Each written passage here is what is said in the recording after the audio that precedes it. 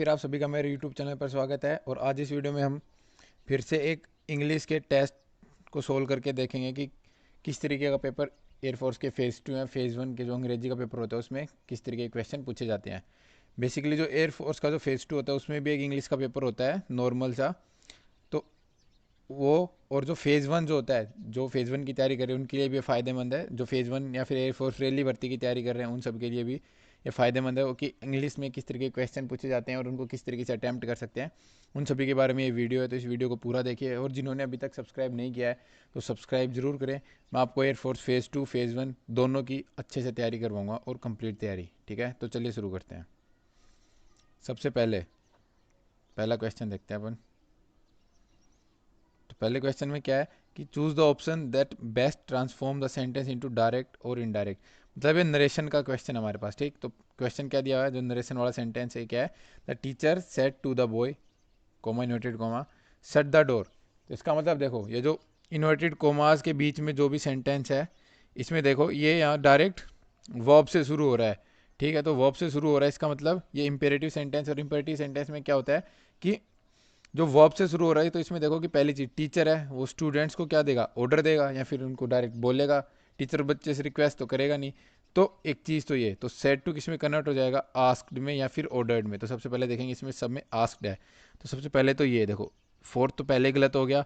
और ask to नहीं, सिर्फ आस्क्ड होता है, तो ये भी गलत हो गया। अभी इन दोनों में देखेंगे तो इसमें कंजक्शन क्या यूज होता है, कंजक्शन यूज होता है टू, जो वर्ब को कनेक्ट करने के लिए काम आता है। तो इसमें क्या आएगा कि the teacher ask the boy to shut the door. इसमें क्या आएगा, the teacher ask the boy to shut the door. तो इसका आंसर क्या आएगा, सेकंड। तो इस तरीके के नरेशन को इस तरीके से सोल्व करते हैं कि इनका जो कंजक्शन है वो टू यूज होता है, और सेट टू किसमें जो भी भाव निकल रहा है उसका, ठीक है, ऑर्डर कर रहा है, रिक्वेस्ट कर रहा है, मना कर रहा है, क्या कर रहा है, उसमें कन्वर्ट हो जाएगा। ठीक, तो चलिए अगला देखते हैं। अगला भी एक नरेशन ही है। उसमें क्या दिया कि he said God is great. तो इसका मतलब देखो, गॉड इज ग्रेट, सबका बिलीव है कि गॉड इज ग्रेट। सब मोस्टली मानते हैं गॉड इज ग्रेट, मतलब ये एक ट्रूथ है एक तरीके से। तो इसका जो जो भी ट्रूथ होते हैं उनके जो भी टेंस है उनका टेंस चेंज नहीं होता। तो इसका मतलब क्या, ही सेड दैट, कंजक्शन क्या लग जाएगा, दैट, और गॉड इज ग्रेट। तो इसका आंसर क्या जाएगा, second. He said that God is great. Next देखते हैं। इससे अगला क्या है कि पेसिव वॉइस है। इसमें क्या है, how did you solve the problem.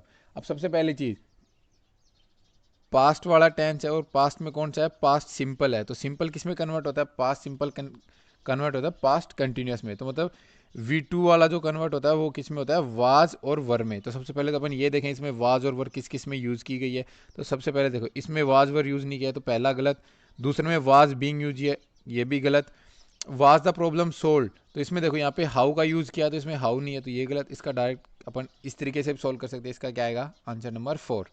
ठीक, तो कुछ क्वेश्चन को आप इस तरीके से सोल्व कर सकते हैं, फिर उसको पूरा कन्वर्ट करके फिर भी चेंज कर सकते हो। ठीक, तो अगला क्वेश्चन देखते हैं। The little girl showed the visitor her drawing. Same, फिर से V2 है, मतलब पास इंडेफिनेट है। पास इंडेफिनेट किस में कन्वर्ट होगा, वाज वर प्लस V3। ठीक है, तो अब देख लो इसमें जहाँ पे भी ये देखो, इज वाला गलत हो गया, इज सोन भी गलत हो गया। एक तो बचता है कि little girl was shown her drawing by the visitor. तो ये देखो, ये जो सब्जेक्ट है वो किस में कन्वर्ट होता है, ऑब्जेक्ट में। ठीक है, लेकिन यहाँ पे कन्वर्ट नहीं हुआ, तो पहला वाला भी गलत। तो इसका आंसर क्या जाएगा, थर्ड। पेशी वॉइस में यही होता है, सब्जेक्ट किस में कन्वर्ट हो जाता है, ऑब्जेक्ट में। और जो भी सेंटेंस जैसे पास्ट इंडेफिनेट है तो किस में उसकी जो वर्ब आएगी वो क्या आएगी, पास्ट कंटिन्यूस की। इस तरीके से अपन देख लेंगे। ठीक है, तो इसका आंसर क्या आ जाएगा, थर्ड आ जाएगा। तो चलिए अगला क्वेश्चन देखते हैं। Choose the option that best punctuate the given sentence. I name my son William as executor of my state. तो अब देख लो, आई नेम माई सन मतलब एक तो ये पूरा सेंटेंस है। आई नेम माई सन मतलब मैंने मेरे मेरे बेटे विलियम को क्या किया, as a executor of state. मतलब मैंने मेरे बेटे को एग्जीक्यूटर ऑफ माई स्टेट का as a executor of my state रखा है। ठीक है, तो इसको क्या, इसका बेस्ट पंक्चुएट क्या होगा, I name my son William as executor of state. ठीक है, आई के बाद पंक्चुएट नहीं है क्योंकि आई प्लस वर्ब है यहाँ पे, ये नेम जो है वर्ब है। तो देखो ये गलत हो जाएगा। आई नेम माई सन विलियम सन, ये विलियम नेम के ऊपर इस तरीके से नहीं आएगा अलग से। सन के बाद विलियम है, इसके ऊपर भी अलग से कर दिया तो ये भी नहीं आएगा। तो इसका जो आंसर आएगा वो क्या आएगा, बेस्ट पंक्चुएट क्या है, 1। अगला क्वेश्चन देखते हैं, what is the meaning of idiom it takes two to tango, मतलब ये हिंदी में बोलते हैं ना दोनों हाथों से ताली बजती है, उस तरीके से। तो इसका जो आंसर आएगा वो क्या आ जाएगा कि ये देखो यहाँ पे इसमें दिया है, both parties involve in the situation और आर्गुमेंट इक्वली और रिस्पॉन्सिबल, मतलब दोनों पार्टी जो भी उनके बीच लड़ाई है, आर्गुमेंट है, कुछ भी है, उस चीज़ के लिए वो दोनों पार्टी इक्वली क्या है, रिस्पॉन्सिबल है। तो इसका बेस्ट क्या आएगा, ये इसमें ये नहीं आएगा, स्ट्रोंगर नहीं आएगा, वीकर नहीं आएगा, या फिर नन नहीं आएगा, इसका क्या आएगा, दोनों इक्वली रिस्पॉन्सिबल है। ठीक, तो अगला देखते हैं, sentence that is idiomatic expression given in the inverted commas, then what is meaning of the idiomatic expression man of the straw in the sentence given below? तो sentence क्या, he was accused by his opponent of being a man of straw and lacking in decisiveness। ठीक है, तो अब देखो यहाँ पे man of स्ट्रो ये क्या, एक फ्रेजल वर्ब है। तो सबसे पहली चीज़ आपको कुछ फ्रेजल वर्ब भी याद होनी चाहिए, क्योंकि फ्रेजल वर्ब पे डायरेक्ट क्वेश्चन पूछते हैं और फ्रेजल वर्ब का मीनिंग हमें पता होगा तो ये अपन कर सकते हैं। तो यहाँ पे मैन ऑफ स्ट्रो जो है उसका मतलब यहाँ पे बंदे के करेक्टर के ऊपर है, जो जिस बंदे का करेक्टर कमज़ोर है या फिर जो कि लाइक वीक है, तो उसके ऊपर बात की जा रही है। इसकी वजह से उसमें डिसीजन लेने में भी कमी है। तो इसका मतलब इसका क्या आएगा कि the someone who has a weak character, इसका ये नहीं आएगा, स्ट्रॉन्ग करेक्टर नहीं आएगा। स्ट्रॉन्ग करेक्टर होता तो डिसीजन ले सकता था आराम से। Who is excessive fondness of plant, ये नहीं आएगा, इसमें थिन वगैरह ये नहीं आएगा, इसमें इसके करेक्टर के बारे में बात की जा रही है। तो इसका आंसर क्या आएगा, फोर्थ। इसके बाद अगला क्या है कि which is the most similar meaning to given word, disaster, disaster एक तरीके से आपदा टाइप इस तरीके से होता है, या फिर एक बुरा काम इस तरीके से। तो बून नहीं आएगा, वरदान तरीके से होता है, हैप्पीनेस खुशी, प्रोस्पेरिटी समृद्धि। तो इसका जो आंसर आ जाएगा वो हमारे पास क्या आएगा, मिसफॉर्चून। तो इसका जो मोस्ट सिमिलर वर्ड वो क्या है, मिसफॉर्चून। मिसफॉर्चून दुर्भाग्य होता है। ठीक, इसके बाद अगला जो है हमसे पूछा है एंटोनियम। एंटोनियम में क्या पूछा है इसने, हाईलाइट किया क्या है, हाइड। हाइड का मतलब क्या होता है, छुपाना। तो अब इसके बाद देखो यहाँ पे जो इसका बेस्ट अपोजिट वर्ड हो वो क्या होगा, सॉरी, कॉन्सील, खुद छुपाना होता है। कॉन्सील का मतलब भी छुपाना ही होता है, और रिवील का मतलब क्या होता है, मतलब पर्दाफाश करना या फिर बता देना इस तरीके से। तो इसका जो आंसर आएगा क्या आएगा, वो आएगा रिवील। आउट ब्रश नहीं आएगा। कॉन्फ्लैग क्या होता है, छल छल करना इस तरीके से होता है, तो ये भी नहीं आएगा। तो इसका जो बेस्ट आंसर है वो क्या आएगा, रिवील। रिवील कर दिया मतलब बता दिया। अगला, replace the underline phrase with an appropriate option, मतलब यहाँ पे हमारे पास फ्रेज देखने कौन से, स्टैंड बाई यहाँ पे फ्रेज है। तो इसका मतलब क्या है, he will feel strong provided you stand by him. वो बोल रहा है कि वो स्ट्रॉन्ग महसूस करेगा या फिर मजबूत महसूस करेगा अगर तुम उसको सपोर्ट करोगे। तो इसका मतलब इसका जो सपोर्ट, इसका जो बेस्ट जो वर्ब का जो ऑप्शन रहेगा वो क्या रहेगा, सपोर्ट। क्योंकि सपोर्ट का मतलब क्या, अगर वो सपोर्ट कर रहा है तो वो क्या, स्ट्रॉन्ग महसूस करेगा। तो अटेंड नहीं आएगा, सोवर नहीं आएगा, ब्लेस नहीं आएगा, इसका क्या आएगा, सपोर्ट। अगर तुम उसका साथ दोगे या फिर सपोर्ट करोगे तो वो मजबूत महसूस करेगा। ठीक, इसके बाद अगला देखते हैं, she collect post card all over the world. तो इसमें नॉर्मली है, द आ जाएगा क्योंकि all over the world normally अपन देखते हैं। इसके बाद अगला देखते हैं, which word can be use as both verb and the noun. Verb and noun, annoy, annoy annoying एक वर्ब है। एसरटेन ये भी नहीं आएगा। इनक्रेज, इनक्रेज क्या, किसी को इनक्रेज करना, इनक्रेज। ठीक है, तो इनक्रेज भी एक तरीके से वर्ब ही है, लेकिन एक ऑक्शन ही ऐसा है जो कि जिसको नहीं बोलते ऑक्शन, मतलब वो क्या बोलते हैं कि किसी चीज़ को बेचने के लिए वो सेल लगाते हैं जहाँ पे लोग आते हैं, बोली लगती है उस तरीके से। तो ये ऑक्शन एक तो नाउन के तरीके से भी यूज़ होता है और ऑक्शन एक वर्ब के तरीके से भी यूज़ होता है। ठीक है, तो ये इसका जो बेस्ट आएगा वो क्या आएगा, ऑक्शन, जो कि वर्ब और नाउन दोनों के तरीके से यूज़ किया जाता है। इन सब के लिए तो तुम्हें ये वर्ब वगैरह इनको थोड़ा पढ़ना पड़ेगा, और बने मेरे साथ यूट्यूब चैनल पर बने रहोगे तो मैं आपको इसके ऊपर भी जल्दी वीडियो लाऊंगा, किस तरीके से आप पता लगा सकते हैं कौन सा वर्ब है, कौन सा क्या है। इन सभी के बारे में, पंक्चुएशन, अंग्रेजी के सभी कॉन्सेप्ट के बारे में वीडियो जल्दी लेके आऊँगा, तो बने रहिए मेरे साथ। अब ये देखिए अगली ये लाइन है, काफ़ी फेमस लाइन है, one should respect one's parent. तो इसमें डायरेक्ट ही अपन लिख सकते क्या आएगा, वंस आएगा। इसमें वन या फिर अवर दियर कुछ नहीं आएगा, इसके डायरेक्ट ये काफ़ी कॉमन सेंटेंस है, one should respect one's parent. ठीक है, और इसके अलावा एक चीज़ और, ट्वेल्थ को कैसे लिखते हैं, ट्वेल्थ को लिखो TWELFTH, ट्वेल्थ। ये क्वेश्चन पूछा हुआ है, CDS में भी आया हुआ है, एयरफोर्स में भी आया हुआ है। तो ये क्वेश्चन आपको याद होना चाहिए कि ट्वेल्थ को लिखते कैसे, TWELFTH। ये भी एक काफ़ी इंपॉर्टेंट क्वेश्चन मेरे को अभी याद आ गया, क्योंकि ये इस बार के CDS में भी आया हुआ था। तो ये ऐसे क्वेश्चन भी आपको याद होने चाहिए।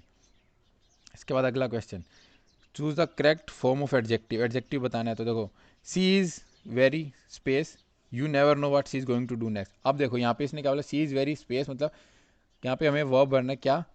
अब देखो, you never know what she is going to do next, इसका मतलब क्या, तुम्हें कभी पता नहीं चलेगा कि वो आगे क्या करने जा रही है। मतलब एक ऐसा आदमी जिसके बारे में तुम्हें ये नहीं पता कि आगे वो क्या करने जा रहा है, तो उसका मतलब क्या है कि वो उसको आप प्रिडिक्ट नहीं कर सकते, उसको आप अंदाज़ा या अनुमान नहीं लगा सकती हो लगा सकते कि वो आगे क्या करेगा। तो इसका मतलब इसमें जो वेरी जो सही जो आंसर रहेगा वो क्या आएगा, अनप्रेडिक्टेबल। क्यों? क्योंकि आप उसको प्रिडिक्ट नहीं कर सकते। सी इज़ वेरी अनप्रेडिक्टेबल बिकॉज वो बहुत ही अनुमान लगाया जाने वाली है, क्योंकि उसका अनुमान नहीं लगा सकते तुम, क्योंकि तुम्हें खुद नहीं पता कि वो आगे क्या करने जा रही है या फिर आगे क्या करने वाली है। तो इसका डोसाइल तो भोला वाला होता है, वर्थलेस भी नहीं है, नॉन कमिटेबल नहीं है। इसका आंसर क्या आएगा, सिर्फ अनप्रिडिक्टेबल। ठीक है, अगला ये क्या है कि करेक्ट फॉर्म ऑफ वर्ब बतानी है, किसके बेसिस पे टेंसेज और जिस तरीके से इसमें यूज़ किया जाए। तो अब देखो, my mother space from service 3 years ago, तो इसका मतलब क्या है, पास्ट में बात हो रही है पहली चीज़। तो अब पास्ट में बात हो रही है तो पहली चीज़ रिटायरिंग नहीं आएगा। क्यों? रिटायरिंग किसके साथ आएगा, is am are was were के साथ आता है। माई मदर रिटायर नहीं आएगा, रिटायर किसके प्लूरल के साथ आएगा, मदर तो सिंगुलर है। तो रिटायर्स और रिटायर्ड, इनमें से पास्ट का कौन सा है, रिटायर्ड है। तो इसका आंसर क्या आ जाएगा, रिटायर्ड। क्यों? क्योंकि इसमें 3 year अगो की बात कर रहा है कि 3 साल पहले वो माँ उसकी रिटायर्ड हो चुकी है। तो इसका मतलब रिटायर्ड है, हो चुकी है रिटायर्ड। तो इसका मतलब क्या है, इसका रिटायर्ड पास्ट में। इस तरीके से भी आप आंसर कर सकते हैं। अभी देखो, the correct form of adverb, they were space question, तो मतलब वो उनके उनसे बार बार क्वेश्चन पूछे जा रहे थे। तो इसका मतलब क्या आएगा, रिपीटेडली, मतलब उनसे बार बार क्वेश्चन पूछे जा रहे। रिस्ट्रिक्टिवली नहीं आएगा, रिपोर्टेडली नहीं आएगा, रिपीटेंटली नहीं आएगा। इनमें क्यों, इनमें देखो कोई भी इनमें सेट नहीं होगा, क्योंकि रेस्ट्रिक्टली क्या, उनको रोक रोक कर थोड़ी सवाल पूछा जा रहा है। रिपोर्टेडली भी नहीं है, इस पर सूट ही नहीं हो रहा। और ये तो इसका क्या है, रिपीटेडली, मैंने उनसे बार बार क्वेश्चन पूछा जा रहा था, पूछे जा रहे थे।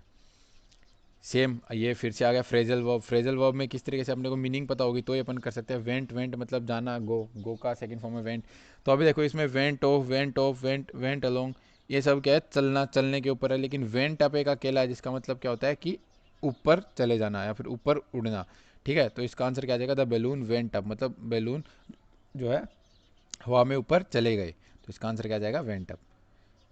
इसके बाद अगला, we were space the station when we met her, जब हम उसको मिले तो हम स्टेशन की ओर जा रहे थे। तो स्टेशन की ओर जाने का मतलब क्या है, गोइंग टुवार्ड्स आएगा, गोइंग एट नहीं आएगा, गोइंग ऑन नहीं आएगा, गोइंग इन नहीं है। गोइंग इन तो मतलब किसी के अंदर जा रहे हैं, गोइंग ऑन किसी के ऊपर जा रहे हैं, गोइंग एट किसी पर जा रहे हैं।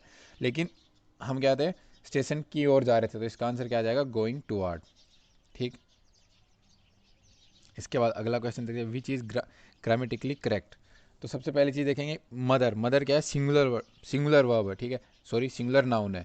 सिंगुलर नाउन है तो सिंगुलर नाउन के साथ मदर के साथ हैज़ आएगा। यहाँ पे सब में क्या दिया, हैव गलत। इसका सिर्फ एक आंसर क्या, mother has been preparing food since morning. ये कौन सा है, प्रेजेंट परफेक्ट कंटिन्यूस टेंस। तो ये भी याद रखना कि जो सिंगुलर नाउन उनके साथ हैज़ यूज़ होता है और जो प्लूरल नाउन उनके साथ क्या, हैव यूज़ होता है। इस तरीके से भी आप छोटी छोटी चीज़ों को ध्यान में रख के भी आप डायरेक्ट क्वेश्चन को क्रॉस कर सकते हैं, कि जो नहीं है उसको कट कर सकते हैं। इसके बाद अगला क्वेश्चन है जो हमारे पास पी क्यू आर एस के ऊपर है। तो इसमें क्या दिया है कि हमें पी क्यू आर एस मतलब जो ये जो दिया, जैसे कि यहाँ पे पी है, ये क्यू है, ये आर है, ये एस है, इनको अरेंज करना है कि ताकि ये सेंटेंस अच्छा बन जाए। तो सबसे पहली चीज़ अपन इस सेंटेंस में एक चीज़ देखेंगे कि कौन कौन से जो ये पी क्यू आर एस है, कौन से ऐसे जो एक दूसरे के आगे पीछे आएंगे। तो सबसे पहले देखेंगे कि that is necessary to keep the world going. तो मेरे को लग रहा है कि that is necessary to keep the world going, ये दोनों मैच हो रहे हैं। तो क्यू के बाद आर, तो अब मैं इसमें पूरे में ये देखूंगा कि क्यू के बाद आर किस किस में यूज़ हो रहा है। तो ये रहा देखो, सेकंड क्यू के बाद आर। ऐसे वाले सेंटेंस ऐसे होते हैं, किन्हीं भी दो को देख लो, उनका सीक्वेंस आप देखो और फिर उनको मैच करो इसमें पूरे में चारों में, तो तुम्हें मिल जाएगा क्यू के बाद आर। तो अब देखो क्यू आर पी एस, तो देखो that work is the one thing that is necessary to keep the world going. फिर क्या यहाँ पे P and without it S all should die. तो इसका मतलब ये पूरा सेट हो रहा है कैसे, the work is the only thing that is necessary to keep the world going and without it we all should die. तो इसका मतलब इसका आंसर क्या है, ये करेक्ट है। ठीक, तो इस तरीके से अपन इन क्वेश्चन को सोल्व कर सकते हैं। इसके बाद ये अगला क्या है, एक सेकेंड, इसके बाद तो ये पैसेज है। पैसेज को आपको कुछ नहीं, पैसेज आपको पूरा पढ़ के फिर उसके बाद ही सोल्व करना पड़ेगा। पैसेज को जितना भी आप पढ़ के उसके जो भी क्वेश्चन पूछा गया है वो लाइन टू लाइन उसमें मैच कर लीजिए, आपको आंसर मिल जाएंगे। और सिमिलर वर्ड के लिए जो सिमिलर मीनिंग पूछी जाती है उनके लिए आपको पढ़ना ही पड़ेगा थोड़ा बहुत पैसेज को अच्छे से समझ के। और इसी तरीके की और वीडियोज़ के लिए आप मेरे यूट्यूब चैनल को सब्सक्राइब करना ना भूलें। मैं आपको एयरफोर्स से रिलेटेड, नेवी से रिलेटेड, एनडीए से रिलेटेड काफ़ी अच्छी अच्छी वीडियोज़ ला के दूंगा और आपकी तैयारी अच्छे से करवाऊंगा, चाहे वो फ़ेज़ 2 हो या फ़ेज़ 1 हो या कुछ जीडी लेक्चरेट कुछ भी, उन सभी से रिलेटेड। तो आप मेरे चैनल को सब्सक्राइब करना ना भूलें। थैंक यू, जय हिंद, जय भारत।